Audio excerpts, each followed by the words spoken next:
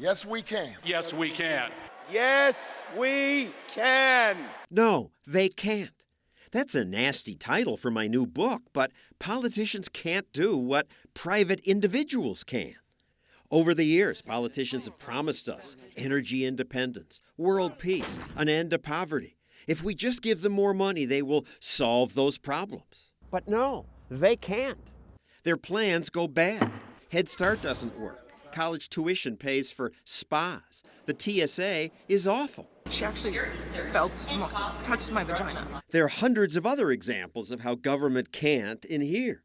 Can read more about that in my website, johnstossel.com. But wait, you say, if government can't, what about cutting-edge science like NASA? America did send a man to the moon. You got the flag up now. We all like this. Beautiful, just beautiful. But think about it. It cost billions, and what did we get? Promos for a breakfast drink. Tang instant breakfast drink went with them. NASA technology did bring us the CAT scan, but our billions haven't gotten us much. We get lots of delayed projects. Government science is clumsy. By contrast, for a fraction of the cost, a private group called the XPrize does better. Offer a prize, and they will come. They promised $10 million to anyone who could launch 3 men into outer space.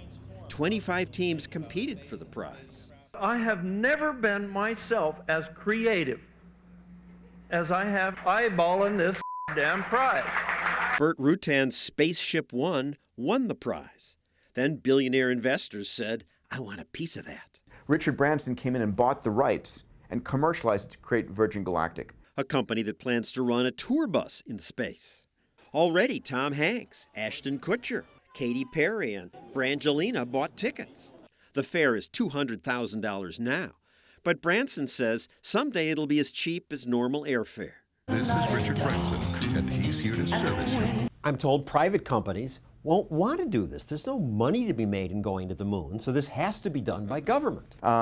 You know, all new innovation really comes out of the private sector. It comes out of entrepreneurs. How are they going to make money? By charging for the ride. Politicians say government support is critical in helping businesses get new energy ideas off the ground. We're programmed to believe that if it's for real high-tech, futuristic innovation, it's got to come from the government. And it's just the opposite.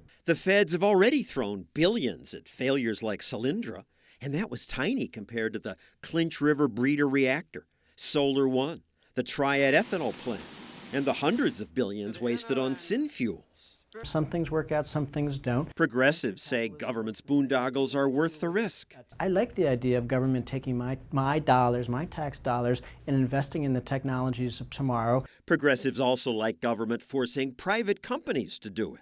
Those fuel efficiency standards have forced Detroit to innovate in ways that it might not have without them.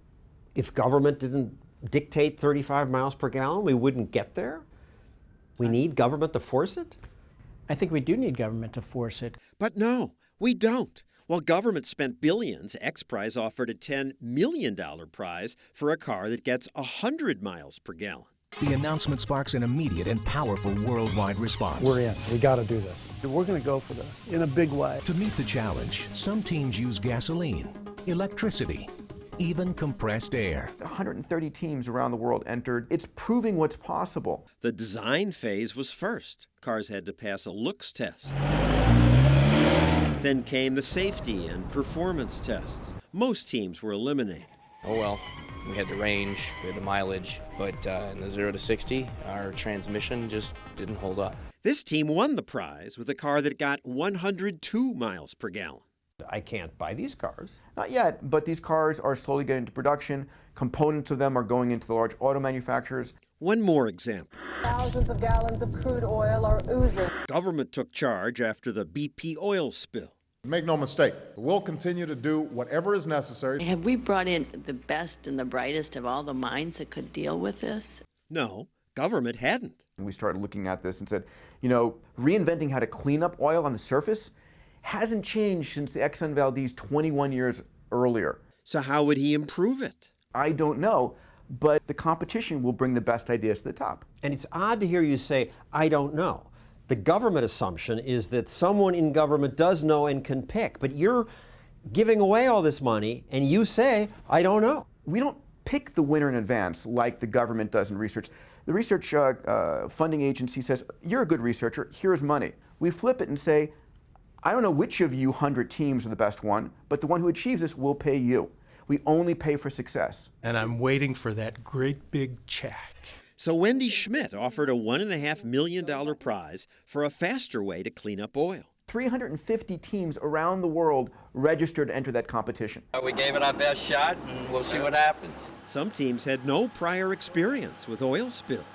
We get asked all the time, they go, how long have you been in the oil industry? And well, counting today. The top 10 teams went head-to-head at the world's largest oil spill cleanup facility in New Jersey, and 7 of the 10 teams doubled the pre-existing standards that had been used to clean up oil for the last 20 years. If we get this pump working, we will win. One of the teams that doubled it was a team that met in a Las Vegas tattoo parlor. I kid you not. You can't make up this stuff. And they built a scale model in one of the guys' pools. And it still doubled the ability to clean up oil spill from the last 21 years. So for 20 years, they tried and they can clean up oil spills, but only at a certain speed. With the prize, you double it. Actually, the winning team for the prize quadrupled it. Why can't the Environmental Protection Agency lead stuff like this? Well, they could, but they didn't, did they? No, they can't! Just because government can't, that doesn't mean we can't. We can. Individuals succeed while government fails. That's our show. I'm John Stossel. Thanks for watching.